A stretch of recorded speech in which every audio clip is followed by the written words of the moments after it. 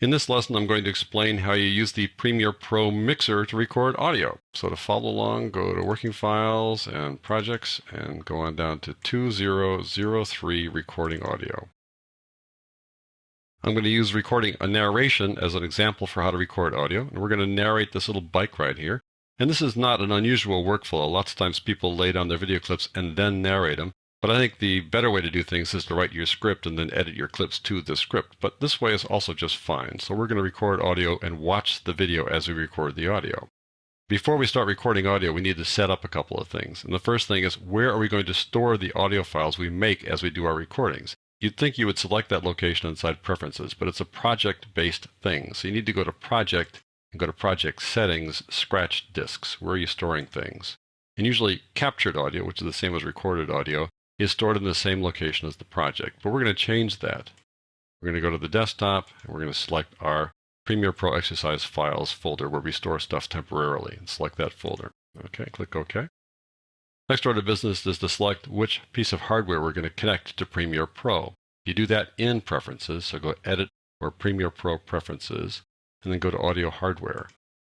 Now, all along I've been working with Premiere Pro WDM Sound here on the Windows side of things, but connecting to my devices works better if I switch over to my Creative ASIO. That's just for my computer. So I'm switching over to that, which will ensure that the connection will be smooth. And now we're ready to go. So now how do you do this? Well, you want to record to a track. You would select the track over here and then record to that. Well, these tracks here are the standard tracks, and standard tracks can handle both monaural and stereo files. And if you record to a standard track, it'll record in stereo. But we're going to record a narration here, and there's no reason to record a narration to a stereo track. So I'm going to right-click on a header here and add a track. Click on that. I want to add an audio track. I'm going to add an audio track that's not standard, but it's mono like that. I want it to be, let's say, below audio 1. So I'm going to go here and say after audio 1. So it'll show up right there. Now I'm going to click OK. There we go. And now it puts it right there, and you see the little monaural symbol there saying this is a monaural track. All right, so now we're ready to go there. And it also adds a track over here inside the mixer, audio 2.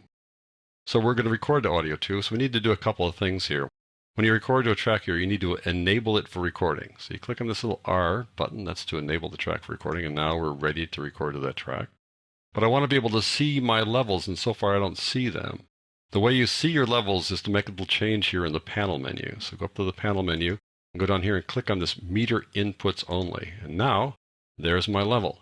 And you need to check your level. It needs to be up there high enough that you're not going to the red like that, just on the edge, or not too quiet down there. You want some kind of a level right about there. That's a good level to record to.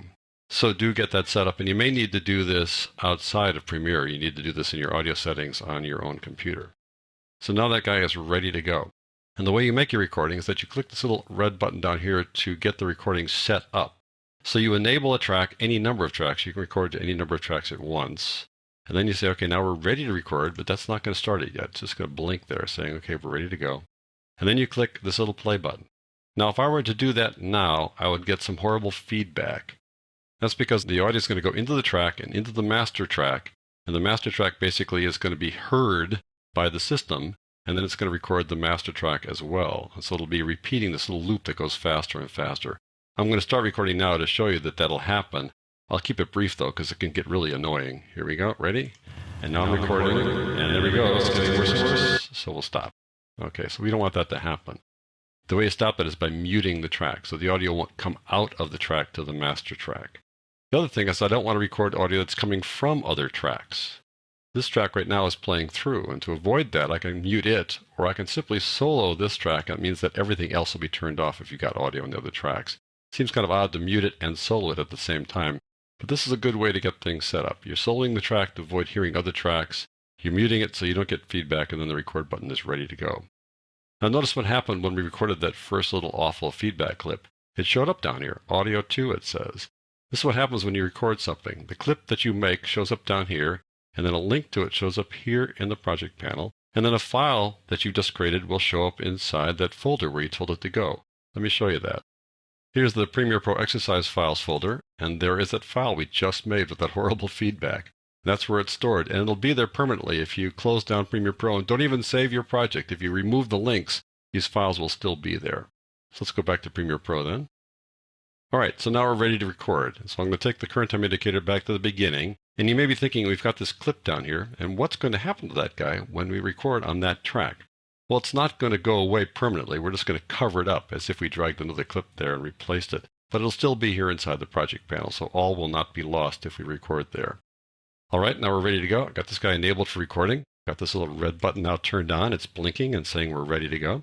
So now I'm going to click on play, and we're going to narrate this little bike ride. So here it is, a beautiful day here in Sonoma County. Everybody's out for a bike ride. And now they're heading on down the path. As they go along here, they're going to check out the sights. Off to the left will be a lovely vineyard. And then over to the right will be this wonderful creek with all its nature and birds and turtles and fish. And then looking out ahead there, we've got this little tributary coming in from the left as we cross over this bridge. Done. And now we've got this clip down there. It's numbered 2_1. The clips are named based upon the track that you recorded them to. So there's track 2, audio 2, and then they're numbered starting with just nothing, just 2, and then it'll be _1, 2, etc. as you go forward. Let's listen to this clip. So I'm going to go back to the beginning, pressing the home key here. And I'm going to now unmute this thing, unsolo this thing, unrecord this thing. I'm also going to switch over to the regular meter display like that. Okay, let's give this a listen. Here we go. Ride. So here it is, a beautiful day here in Sonoma County. Everybody's out for a bike ride. And now they're heading on down the path. Okay, you don't need to hear the entire narration. Notice that I paused there. I know that there's going to be natural sound there as they go by the camera, so I just paused there to give a little space for that natural sound. Even if I didn't pause there, I could have then cut the clip here and moved it over to one side to allow that natural sound to play there. So that's how you record a narration. Recording audio from any other source works basically the same way. Any kind of sound that you can get into your system, whatever input you've got, and you can then see it displayed here when you watch the input levels, then you can record that audio here inside Premiere Pro using the mixer.